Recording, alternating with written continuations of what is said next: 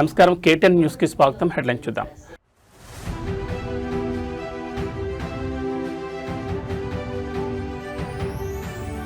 ఉద్యానవన పంటల్లో ఆంధ్రప్రదేశ్ సరికొత్త జాతీయ రికార్డ్. దేశంలోని నెంబర్ 1 రాష్ట్రంగా ఏపీ అగ్రస్థానం.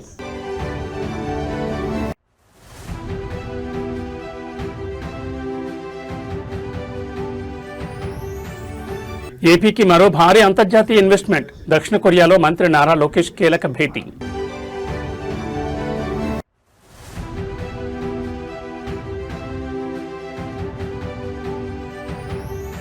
విపక్షాల ఫ్యూడల్ మైండ్ సెట్ పై సీఎం రేవంత్ రెడ్డి నిప్పులు. నాకు దుక్కి దున్నడం తెలుసు, విత్తనం వేయడం తెలుసంటూ వ్యాఖ్య.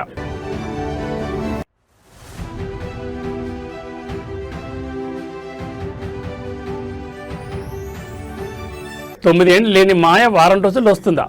విపక్ష అగ్రనేతపై అధికార పక్షం ఫైర్. ఇక డీటెయిల్స్ చూస్తే ఆంధ్రప్రదేశ్ వ్యవసాయ రంగానికి సంబంధించి ఒక అద్భుతమైన జాతీయ స్థాయి రికార్డు నమోదైంది. దేశంలోనే అత్యధికంగా పండ్లు కూరగాయలు ఉత్పత్తి చేసే నెంబర్ 1 రాష్ట్రంగా ఆంధ్రప్రదేశ్ అగ్రస్థానంలో నిలిచింది. తన సొంత నియోజకవర్గమైన కుప్పం పర్యటనలో ఉన్న ముఖ్యమంత్రి చంద్రబాబు నాయుడు ఈ సంచలన నివేదికను అధికారికంగా వెల్లడించారు. కేవలం రికార్డులతో సరిపెట్టకుండా వెనుకబడిన రాయలసీమ ప్రాంతాన్ని అంతర్జాతీయ స్థాయి హార్టికల్చర్ హబ్గా మార్చేందుకు ఏకంగా 1,00,000 కోట్ల రూపాయలను ఖర్చు చేయబోతున్నట్లు సీఎం చంద్రబాబు ప్రకటించారు. దేశవ్యాప్తంగా ఉద్యానవన పంటల సాగు మరియు ఆధునిక వ్యవసాయ పద్ధతులను అవలంబించడంలో ఆంధ్రప్రదేశ్ రైతాంగం అగ్రస్థానంలో నిలిచింది. ఈ ఘనతను మరింత ముందుకు తీసుకెళ్లేందుకు కూటమి ప్రభుత్వం భారీ వ్యూహాన్ని సిద్ధం చేసింది. కుప్పం బహిరంగ సభలో సీఎం చంద్రబాబు మాట్లాడుతూ రాయలసీమ ప్రాంతంలో ఉన్న అనుకూల వాతావరణాన్ని ఉపయోగించుకుని ఇక్కడిని హార్టికల్చర్ హబ్గా తీర్చిదిద్దేందుకు 1,00,000 కోట్లు కేటాయించి ఖర్చు చేస్తున్నట్లు స్పష్టం చేశారు. ఈ భారీ నిధులతో రాయలసీమ వ్యాప్తంగా అత్యాధునిక డ్రిప్ ఇరిగేషన్ ప్రాజెక్టులు, అంతర్జాతీయ స్థాయి కోల్డ్ స్టోరేజ్ నెట్వర్క్లు, ఫుడ్ ప్రాసెసింగ్ యూనిట్లను ఏర్పాటు చేయనున్నారు. తద్వారా అనంతపురం, చిత్తూరు, కడప, కర్నూలు జిల్లాలో పండే నాణ్యమైన పండ్లు, కూరగాయలను నేరుగా విదేశాలకు ఎగుమతి చేసేలా మౌలిక వసతులు కల్పిస్తామని, ఇది సీమ రైతుల ఆదాయం రెట్టింపు చేయడమే కాకుండా వేలాది మంది గ్రామీణ యువతకు ఉపాధినిస్తుందని సీఎం భరోసా ఇచ్చారు.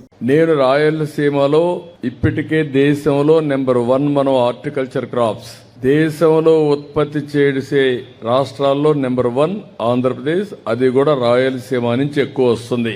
ఇప్పుడు నీళ్లు కూడా వచ్చాయి. నీళ్లు వచ్చి మనం గాని జాగ్రత్తగా చేస్తే రాయలసీమ నెక్స్ట్ లెవెల్కి వెళ్తుంది. ఇక్కడ నేను ఆలోచించిన విధానం ఈ రోజు మీరు అందరూ గుర్తుపెట్టుకోవాలి.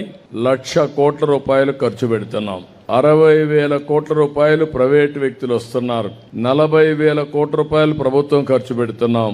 దీనికి నీళ్లు, లేకపోతే రోడ్లు, ఇరిగేషన్ ప్రాజెక్ట్స్, అదే మరి బ్యాక్వర్డ్ ఇంటిగ్రేషన్, ఫార్వర్డ్ ఇంటిగ్రేషన్ కింద హార్టికల్చర్ తీసుకొస్తున్నాం.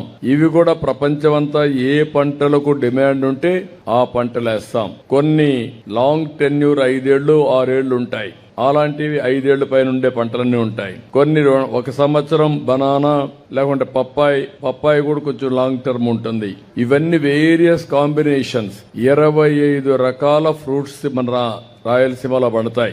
అందులో ఏ ఫ్రూట్ కి ఎక్కువ డిమాండ్ ఉంటే దాన్ని బ్యాలెన్స్ చేసుకుని ముందుకు పోతాం. దీనివల్ల రాయలసీమ ఒకప్పుడు కరువు సీమ, మొన్నే గోల్డ్ మైన్ కూడా పడింది. మన చిగురు గుంటలో కూడా మళ్ళా గోల్డ్ మైన్ వస్తుంది. కుప్పం కూడా గోల్డ్ తయారు చేసే పరిస్థితికి వస్తాం తొందరలోనే. ఆ సందర్భంలో మన ఆంధ్రప్రదేశ్ కు అంతర్జాతీయ పెట్టుబడుల విలువ కొనసాగుతోంది. రాష్ట్ర ఐటీ, ఎలక్ట్రానిక్స్ శాఖల మంత్రి నారా లోకేష్ సౌత్ కొరియా పర్యటనలో భాగంగా ఎలక్ట్రానిక్స్ రంగంలో ఒక భారీ ప్రాజెక్టును క్షేత్రస్థాయిలో తీసుకురావడంలో కీలక అడుగు వేశారు. దక్షిణ కొరియాకు చెందిన ప్రముఖ ఐఓటీ మరియు పవర్ ఎలక్ట్రానిక్స్ తయారీ దిగ్గజం సోలం గ్రూప్ గ్లోబల్ ఆపరేషన్స్ ఆఫీసర్ జీగామ్హాతో మంత్రి లోకేష్ సియోల్ నగరంలో ప్రత్యేకంగా భేటీ అయ్యారు.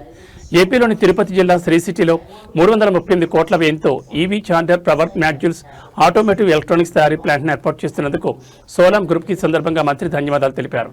అంతర్జాతీయ మార్కెట్లో ఎలక్ట్రానిక్ షెల్ఫ్ లేబుల్స్ తయారీలో సోలం గ్రూప్ అత్యంత అగ్రగామిగా ఉంది.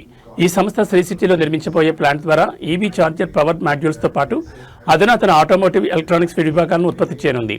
ఈ భేటీ సందర్భంగా మంత్రి లోకేష్ మాట్లాడుతూ శ్రీ సిటీ యూనిట్ నిర్మాణ పనులను వీలైనంత త్వరగా పూర్తి చేసి వాణిజ్యపరమైన ఉత్పత్తిని ప్రారంభించాలని సోలం ప్రతినిధులను కోరారు. ప్లాంట్ ఏర్పాటుకు సంబంధించి ఆంధ్రప్రదేశ్ ప్రభుత్వం తరపున సింగిల్ విండో విధానంలో అన్ని రకాల అనుమతులు వేగంగా మంజూరు చేస్తామని, పరిశ్రమకు అవసరమైన మౌలిక వసతులు మరియు నైపుణ్యం కలిగిన మానవ వనరులను అందిస్తామని మంత్రి లోకేష్ కంపెనీ యాజమాన్యానికి స్పష్టమైన హామీ ఇచ్చారు. ఈ భారీ ప్రాజెక్టు అందుబాటులోకి వస్తే కోస్తా మరియు రాయలసీమ సరిహద్దు ప్రాంతాల్లోని వందలాది మంది ఐటీ, ఎలక్ట్రానిక్స్ ఇంజనీర్లకు స్థానికంగానే ఉపాధి లభించనుంది.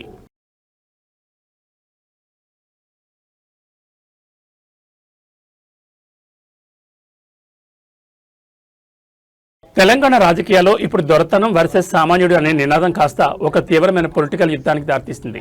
తనను టార్గెట్ చేస్తూ ప్రతిపక్షాలు చేస్తున్న విమర్శలకు ముఖ్యమంత్రి రేవంత్ రెడ్డి తన మార్క్ తెలంగాణ యాసలో అత్యంత సంచలనమైన భావోద్వేగభరితమైన సమాధానం ఇచ్చారు.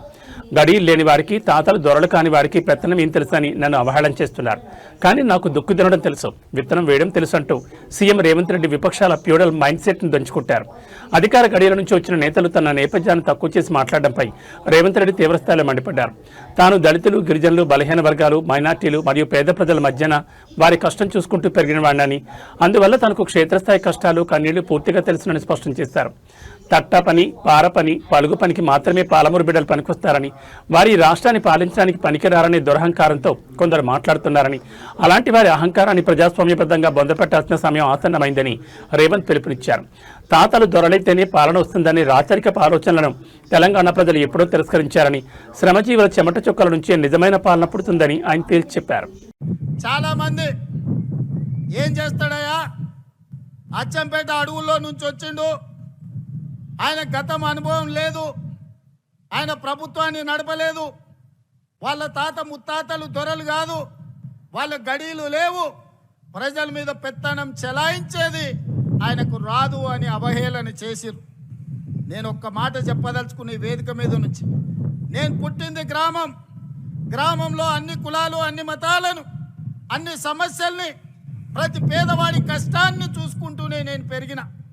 వ్యవసాయం తెలుసు, దుక్కి దున్నడం తెలుసు, విత్తనం వేయడం తెలుసు, భూమికి విత్తనానికి ఉన్న బంధం ఏందో పేదవాడికి, పరిపాలన చేసేవాడికి ఉండవలసిన అవగాహన ఏదో అవగాహనతోని గ్రామీణ ప్రాంతంలో పెరిగిన.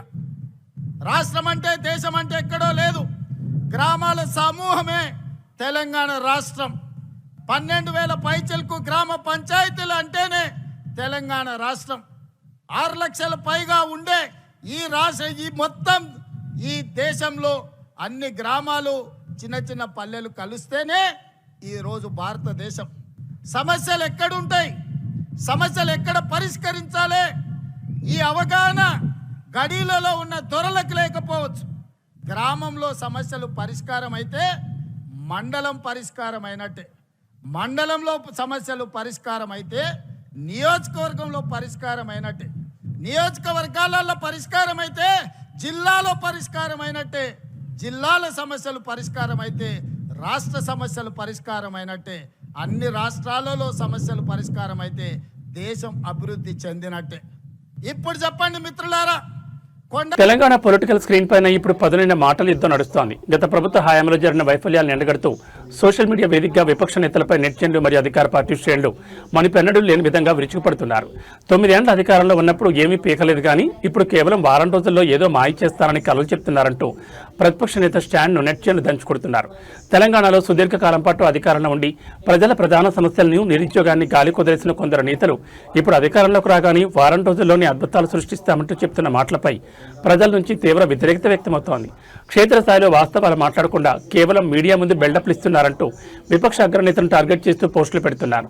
జోకర్ అని నిన్ను అందుకే అంటారు, డ్రామారావు అంటూ నెటిజన్లు పెడుతున్న కామెంట్లు ప్రస్తుతం రాజకీయ వర్గాల్లో హాట్ టాపిక్గా మారాయి. గతంలో ఇచ్చిన హామీలను నెరవేర్చకుండా ఇప్పుడు కొత్తగా డ్రామాలు ఆడితే నమ్మడానికి ప్రజలు సిద్ధంగా లేరని అధికార పక్షం బలంగా కౌంటర్ ఇస్తోంది. ట్విట్టర్, ఫేస్బుక్ వేదికగా పాత వీడియోలను క్లిప్స్ తీసి మరీ విపక్షాల వైఫల్యాలను నెటిజన్లు ఎండగడుతున్నారు. అధికారంలో ఉన్నప్పుడు పనులు చేయకుండా ప్రతిపక్షంలోకి రాగానే వారంలో మాయలు చేస్తామనే నేతలకు ప్రజలు సోషల్ మీడియా వేదికగా సరైన సమాధానం ఇస్తున్నారు. మరి ఈ డ్రామారావు ట్రోల్స్పై విపక్ష శ్రేణుల నుంచి ఎలాంటి రివర్స్ అటాక్ వస్తుందో చూడాలి. నిజంగా ఈ ప్రభుత్వానికి చేత కాకపోతే, ఈ ప్రభుత్వానికి నిజంగానే వ్యవసాయాన్ని బాగా చేసే వాళ్ళకు ఆలోచన గాని ఉద్దేశం గాని లేకపోతే ఒక వారం రోజులు కేసీఆర్ గారికి అప్పచెప్పండి. కన్నెపల్లి దగ్గర నుంచి వాళ్ళ నీళ్లు పంపులు ఆన్ చేసి మొత్తం వారం రోజుల లోపలనే అన్ని జలాశయాలు నింపి రాష్ట్రంలోని మరి గోదావరి మీద ఆధారపడ్డ, గోదావరి పరివాహక ప్రాంతం మీద ఆధారపడ్డ, గోదావరి మీద ఆధారపడ్డ ప్రతి ఎకరం పంట పొలానికి నీళ్లిచ్చే బాధ్యత మాది. భారత విదేశాంగ వ్యూహాల్లో సరికొత్త అధ్యాయానికి తెరలేచింది. ప్రధానమంత్రి నరేంద్ర మోడీ అత్యంత ప్రతిష్టాత్మకమైన 3 దేశాల గ్లోబల్ పర్యటనను ఈ రోజు ప్రారంభించారు. ఈ పర్యటనలో భాగంగా ప్రధాని మోడీ నేడు ఇండోనేషియాకు బయలుదేరి వెళ్లారు. జూలై 6వ తేదీ అయిన నేటి నుండి జూలై 11వ తేదీ వరకు మొత్తం 3 దేశాల్లో ప్రధాని మోడీ పర్యటించనున్నారు. ప్రధాని నరేంద్ర మోడీ నేటి నుంచి జూలై 11 వరకు జరగబోయే ఈ 6 రోజుల విదేశీ పర్యటన భౌగోళిక రాజకీయ ప్రాధాన్యతను సంతరించుకుంది. పర్యటనలో మొదటి రోజైన ఈ రోజు ఇండోనేషియా చేరుకోనున్న పీఎం ఆ దేశ అత్యున్నత నేతలతో పలు కీలక రంగాలపై చర్చలు జరపనున్నారు. ఇండోనేషియా పర్యటన ముగిసిన అనంతరం ప్రధాని మోడీ ఆస్ట్రేలియా మరియు న్యూజిలాండ్ దేశాల్లో పర్యటించనున్నారు. ముఖ్యంగా క్వాడ్ కూటమి దేశమైన ఆస్ట్రేలియాతో రక్షణ మరియు సాంకేతిక రంగాల్లో భాగస్వామ్యాన్ని పటిష్టం చేసుకోవడంతో పాటు న్యూజిలాండ్తో వాణిజ్యపరమైన సంబంధాలను పెంచుకోవడమే లక్ష్యంగా ఈ పర్యటన సాగనుంది. ఈ 3 దేశాల పర్యటనలో పలు చారిత్రాత్మక ఒప్పందాలపై భారత్ సంతకాలు చేయబోతున్నట్లు విదేశాంగ శాఖ వర్గాలు వెల్లడించాయి. ఇండో పసిఫిక్ ప్రాంతంలో చైనా వ్యూహాలను తిప్పికొట్టేలా ఇటు ఇండోనేషియా, ఆస్ట్రేలియా, న్యూజిలాండ్ దేశాలతో భారత్ జరపబోయే ఈ దౌత్యపరమైన చర్చలు ఇప్పుడు ప్రపంచవ్యాప్తంగా ఆసక్తిని రేకెత్తిస్తున్నాయి. తిరుమల శ్రీ వెంకటేశ్వర స్వామి వారి అనంతకోటి భక్త సామ్రాజ్యంలో ఒక అద్భుతమైన సంఘటన చోటు చేసుకుంది. వయసు కేవలం అంకె మాత్రమేనని, స్వామివారిపై ఉన్న అచంచలమైన భక్తి ముందు ఎంతటి శారీరక శ్రమ అయినా తలవంచాల్సిందేనని నిరూపించారు 116 సంవత్సరాల వృద్ధ భక్తురాలు నవనీతమ్మ. సోషల్ మీడియా మిత్రుల సహకారం, అలాగే టీటీడీ విజిలెన్స్ అధికారుల తక్షణ స్పందనతో నవనీతమ్మని గుర్తించి ఆమె కుటుంబ సభ్యులతో కలిసి శ్రీవారి ప్రత్యేక వీఐపీ బ్రేక్ దర్శనాన్ని టీటీడీ అధికారులు అత్యంత విజయవంతంగా పూర్తి చేయించారు. దర్శనానంతరం ఆలయ రంగనాయకుల మండపంలో టీటీడీ ఈవో ముద్దాడ రవిచంద్ర స్వయంగా ఆలయ వేద పండితులతో నవనీతమ్మకి ఘనంగా వేదాశీర్వచనం చేయించారు. స్వామివారి పట్టు వస్త్రం కప్పి తీర్థప్రసాదాలు అందజేశారు. ఈ సందర్భంగా 116 ఏళ్ల శతాధిక వృద్ధురాలు అపార భక్తికి ముగ్ధులైన ఈవో రవిచంద్ర ఆమెకు సాష్టాంగ నమస్కారం చేసి ఆశీర్వాదం తీసుకోవడం భక్తుల హృదయాలను కదిలించింది. ఈ అద్భుత సందర్భంలో నవనీతమ్మ మనవడు దిక్పతి మాట్లాడుతూ, మా అమ్మమ్మ కోరికను గౌరవించి మా కుటుంబ సభ్యులందరికీ శ్రీవారి దర్శన భాగ్యం కల్పించిన టీటీడీకి, అలాగే ప్రత్యేక శ్రద్ధ తీసుకున్న టీటీడీ చైర్మన్ కి హృదయపూర్వక ధన్యవాదాలని భావోద్వేగానికి గురయ్యారు. నవనీతమ్మని గుర్తించడంలో తమ వంతు బాధ్యతగా వీడియోలను షేర్ చేసిన సోషల్ మీడియా మిత్రులకు వెంటనే అలర్ట్ అయిన విజిలెన్స్ విభాగానికి టీటీడీ ఉన్నతాధికారులు సైతం ప్రత్యేక అభినందనలు తెలిపారు.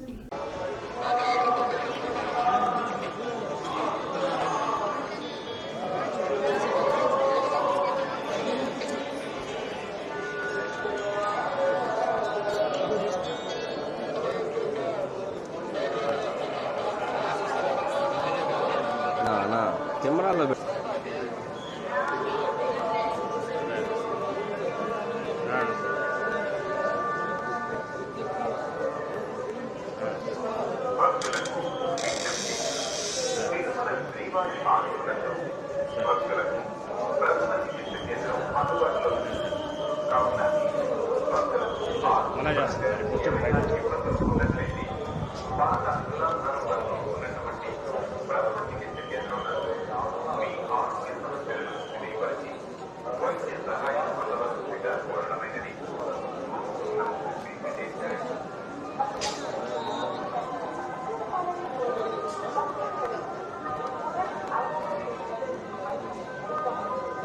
Kenal om pun.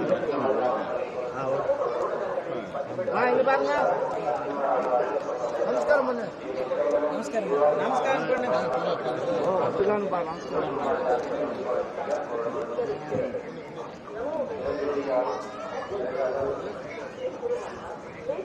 Betul. Ada apa namaskar? Mana? Nama.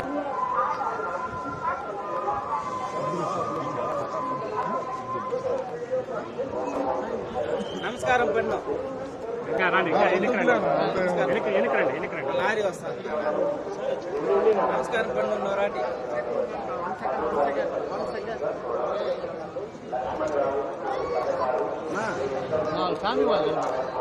చట్టపరమైనటువంటి చర్యలు తీసుకోబడతాయి. ఓం నమో వెంకటేశాయ. వచ్చాను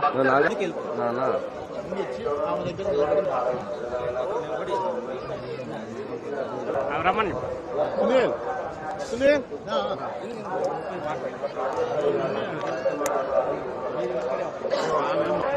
ఫ్యామిలీ రమ్మని చెప్పిన వాళ్ళ ఆయన ఆయన దగ్గర చూడ ఆలోచించండి. కడప జిల్లా పులివెందులలో ఒక్కసారిగా గుండెల్ని పిండేసే పాఠశాల బస్సు ప్రమాద దృశ్యం వెలుగులోకి వచ్చింది. స్కూల్ విద్యార్థులతో వేగంగా వెళుతున్న ఒక రన్నింగ్ బస్సుకు సంబంధించిన 2 వెనుక టైర్లు ఒక్కసారిగా ఊడిపోయి రోడ్లపైకి దూసుకెళ్లాయి. ప్రమాదం జరిగిన ఆ భయంకర సమయంలో బస్సులో దాదాపు 30 మంది చిన్నారి విద్యార్థులున్నారు. అయితే లక్కీగా బస్సు డ్రైవర్ సమయస్ఫూర్తితో అత్యంత అప్రమత్తతో వ్యవహరించడంతో ఒక చారిత్రాత్మక ఘోర ప్రమాదం త్రుట్లో తప్పింది. విద్యార్థులందరూ ఎటువంటి గాయాలు లేకుండా సురక్షితంగా బయటపడ్డారు. కడప జిల్లా పులివెందుల పరిధిలో రోడ్డుపై పాఠశాల బస్సు విద్యార్థులను తీసుకుని వెళ్తుండగా ఈ సాంకేతిక లోపం తలెత్తింది. బస్సు వేగంగా వెళ్తున్న క్రమంలోనే వెనుక వైపు ఉన్న 2 టైర్లు ఒక్కసారిగా యాక్సిల్ నుంచి ఊడిపోయాయి. బస్సు ఒక్కసారిగా కుదుపునకు గురైనప్పటికీ డ్రైవర్ ఏమాత్రం పానిక్ అవ్వకుండా బ్రేకులను చాకచక్యంగా నియంత్రిస్తూ బస్సును సేఫ్గా రోడ్డు పక్కన నిలిపేశారు. బస్సులో ఉన్న 30 మంది విద్యార్థులకు ఎలాంటి ప్రాణ నష్టం జరగకపోవడంతో అటు యాజమాన్యం ఇటు తల్లిదండ్రులు ఊపిరి పీల్చుకున్నారు. కాగా ఈ పూర్తి ఘోర దృశ్యమంతా స్థానికంగా ఉన్న సీసీటీవీ కెమెరాలో రికార్డ్ అయింది. స్కూల్ బస్సుల ఫిట్నెస్ మరియు మేనేజ్మెంట్ నిర్లక్ష్యంపై స్థానికులు తీవ్ర ఆగ్రహం వ్యక్తం చేస్తున్నారు. అధికారులు తక్షణమే ప్రైవేట్ స్కూల్ వాహనాల కండిషన్పై తనిఖీ చేపట్టాలని డిమాండ్ చేస్తున్నారు.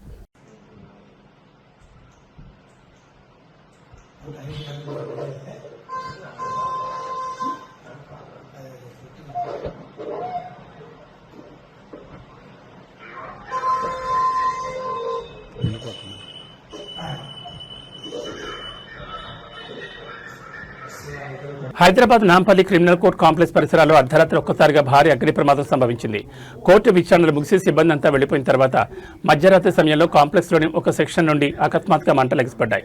క్షణాల వ్యవధిలోని ఈ మంటలు పక్కనే ఉన్న గదులకు కూడా వ్యాపించడంతో కోర్టు సెక్యూరిటీ సిబ్బంది తీవ్ర ఆందోళనకు గురయ్యారు. ప్రాథమిక సమాచారం ప్రకారం విద్యుత్ వైరింగ్లో ఏర్పడిన షార్ట్ సర్క్యూట్ వల్లే ఈ అగ్ని ప్రమాదం సంభవించినట్లు అధికారులు భావిస్తున్నారు. అర్ధరాత్రి వేళ కావడంతో కోర్టులో ఎవరూ లేకపోవడం వల్ల ఒక పెద్ద ప్రాణ నష్టం తప్పిందని తెలుస్తోంది. నాంపల్లి క్రిమినల్ కోర్టులో మంటలు చెలరేగిన విషయాన్ని గమనించిన వెంటనే స్థానిక పోలీసులు మరియు ఫైర్ కంట్రోల్ రూమ్ కు సమాచారం అందించారు. సమాచారం అందిన వెంటనే స్పాట్ కు చేరుకున్న అగ్నిమాపక సిబ్బంది ఫైర్ టెండర్లతో మంటలను అదుపులోకి తెచ్చేందుకు తీవ్రంగా శ్రమించారు. దాదాపు గంటకు పైగా పోరాడి మంటలను పూర్తిగా అదుపులోకి తీసుకొచ్చారు. ఈ ప్రమాదంలో ఎలాంటి ప్రాణ నష్టం జరగకపోవడంతో అందరూ ఊపిరి పీల్చుకున్నారు. అయితే కోర్టుకు సంబంధించిన కీలకమైన కేసు ఫైళ్లు, లీగల్ రికార్డులు ఏమైనా కాలాయా లేదా అనే కోణంలో నాంపల్లి పోలీసులు మరియు కోర్టు రిజిస్ట్రీ అధికారులు ఉదయాన్నే పరిశీలన చేపట్టనున్నారు. షార్ట్ సర్క్యూట్ తీవ్రతపై క్లోజ్ టీం మరియు ఎలక్ట్రికల్ ఇన్స్పెక్టరేట్ అధికారులు క్షేత్రస్థాయిలో విచారణ జరుపుతున్నారు.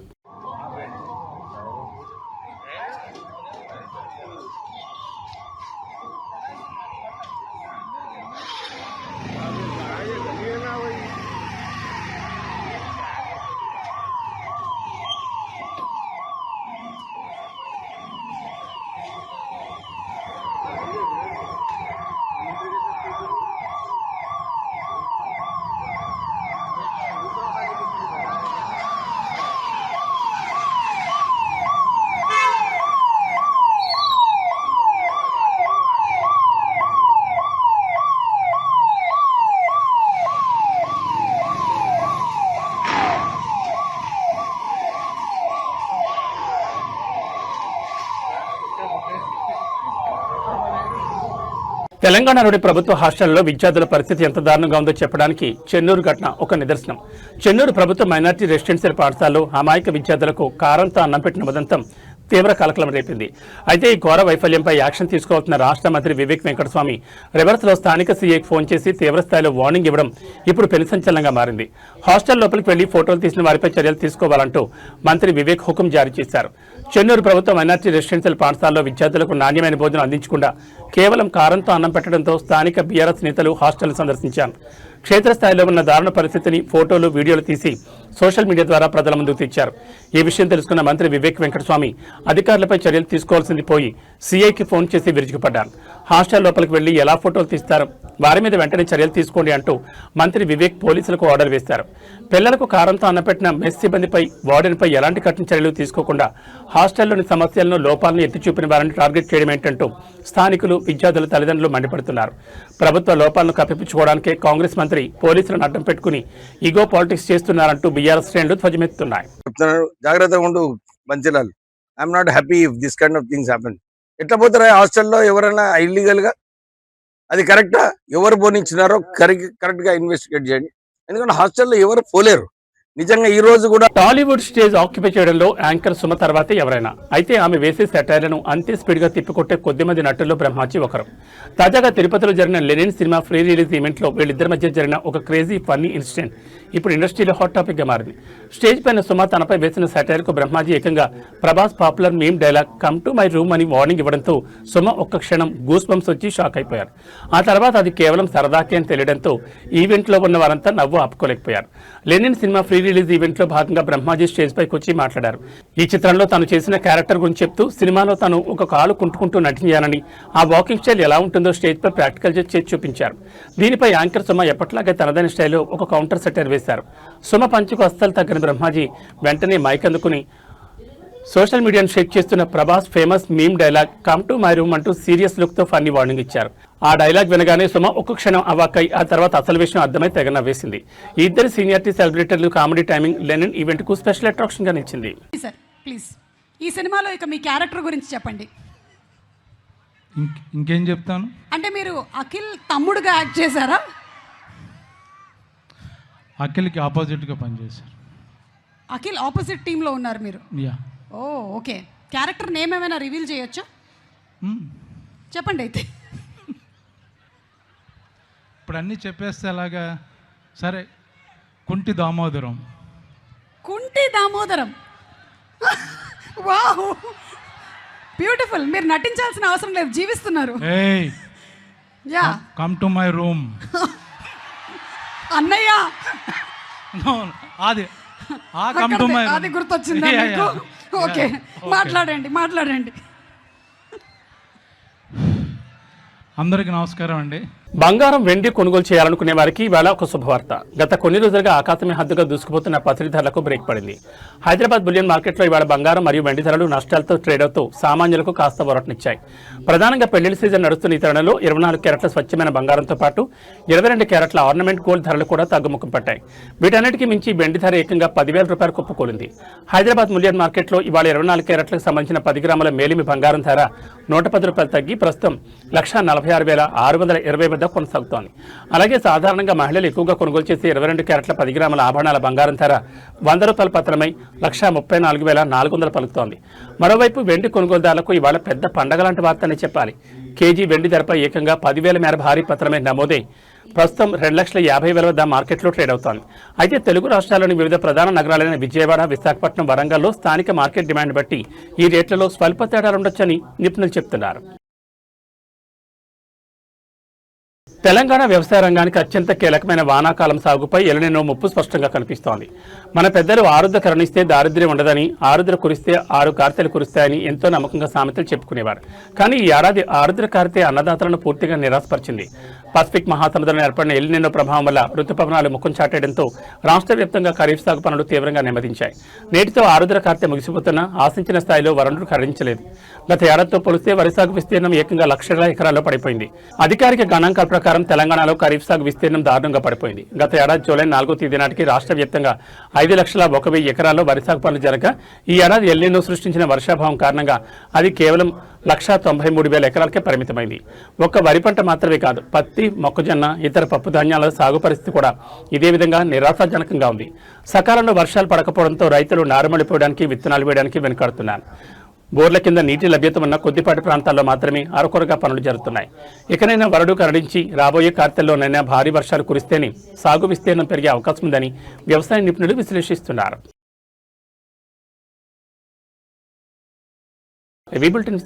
నమస్కారం.